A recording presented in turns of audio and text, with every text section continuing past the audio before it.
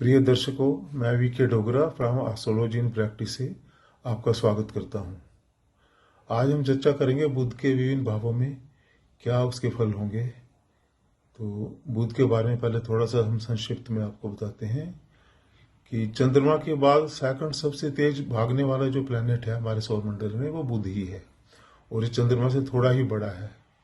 इसको चंद्रमा का पुत्र भी कहा जाता है, लेकिन चंद्रमा इसका शत्रु है। लेकिन बुध चंद्रमा का शत्रु नहीं है। इसकी अपनी राशियां हैं मिथुन और कन्या। कन्या में ये उच्च का भी हो जाता है पहले 15 डिग्री तक, उसके बाद ये अपनी स्वयं की राशि में मूल त्रिकोण राशि में रहता है। बुध ग्रह जो है ये इससे आदमी की बुद्धिमत्ता का पता चलता है, आदमी कितनी तेजी से और बिल्कुल सही सोचने वाला, इस चीज के लिए बुध की सबसे अहम भूमिका है।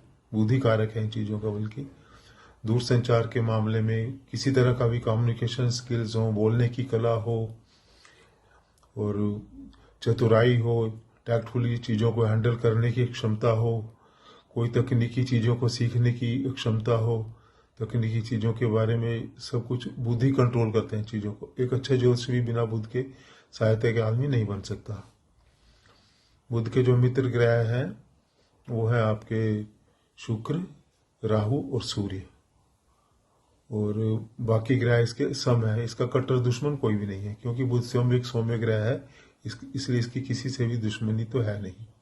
या तो किसी के प्रति ये सम है, न्यूट्रल है, या फिर अति मित्र है। एक बड़ा ही सोबर किस्म का और बड़ा ही पीस लविंग ग्रह है, और बड़ा टैक्टफुली चीजों को हैंडल करने वाला ग्रह है ये।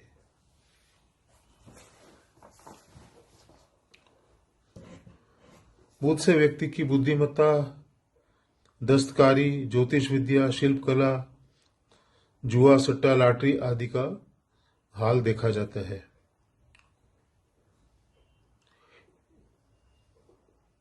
सातवें घर में बैठा बुध सबसे श्रेष्ठ होता है, और अगर सातवें घर में कितने भी खराब ग्रह बैठे हो, आपके वैवाहिक जीवन का स्थान होता है सातवां घर, लेकिन अगर बीच में बुध की उपस्थिति आ गई है तो ये सारे दुष्प्रभाव को खत्म कर देते हैं सारे ग्रहों के, और बहुत ही सुंदर प्रभाव देता है। तो सातवें घर में जिसका बुध है उसके साथ कितने भी पाप ग्रह बैठे हों तो सातवें घर का उसका बड़ा सुचारू रूप से उसका दाम्पत्य जीवन चलने की पूरी संभावना है।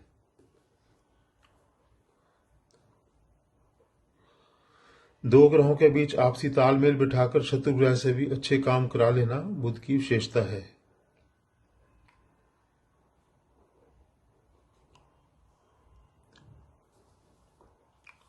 बुध के जो श्रेष्ठ घर हैं, इसका पक्का घर तो 7 नंबर जैसे बताया वो है। बाकी इसके श्रेष्ठ घर हैं 1, 2, 4, 5, 6 और ये 7वां घर, ये इसके पक्के घर हैं। और इसके जो मंदे घर हैं, जहां पर ये कमजोर हो जाता है और मंदे फल देना शुरू कर देता है, वो है 3, 8, 9, 12। तीसरा घर, 8वां घर, 9वां घर, 12 घर। बाकी घर सब इसके लिए ठीक हैं।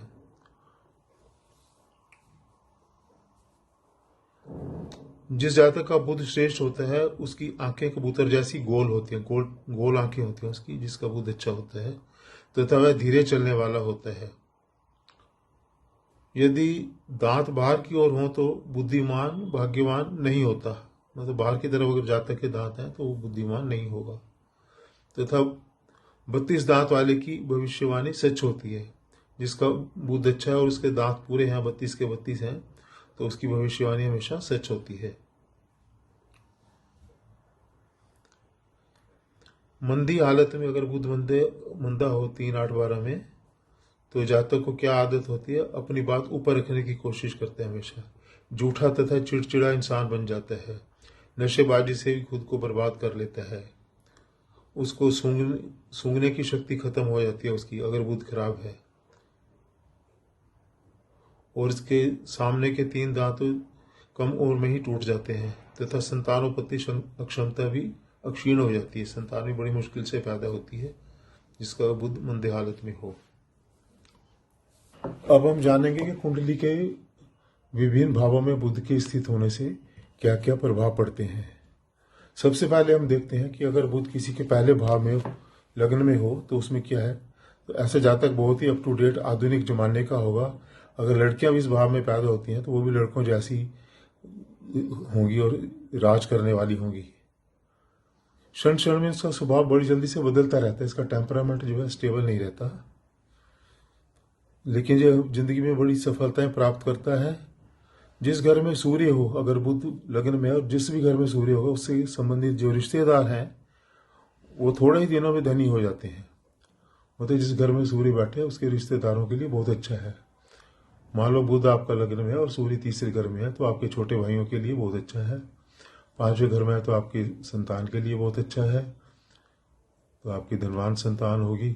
सातवें घर में आए तो जीवन साथी के लिए बहुत अच्छा है, और नौवें घर में आए तो आपके पिता के लिए बहुत अच्छा है। 11वें में आए तो आपके बड़े भाई बहनों के लिए बहुत उत्तम है। तो इस प्रकार से सूर्य जहां भी स्थित होगा उसके भाव को ये बड़ा श्रेष्ठ बना देगा। अच्छा, जातक विनोद प्रिय होते हैं और चापलूस किस्म का होता है, मतलब चापलूसी करके अपने काम निकलवा लेता है। अगर नौकरी में है तो वहां भी अपने बड़े अफसरों से चापलूसी वगैरह करके काफी आगे तक राइज करता है तथा लाभ प्राप्त करता है। दीर्घायु होता है, नीतिज्ञ होता है, टैक्टफुल होता है, बड़ा नीतिगत तरीके से जो है, और बड़ा प्रशासनिक व्यवस्था इसकी बहुत अच्छी होती है। इसको टैक्टफुली सारे काम निकालने आते हैं। और जो लियाजन वर्क बहुत अच्छा होता है इसका भी, बिचौलिया बहुत अच्छा होता है, ऐसा जो जातक है।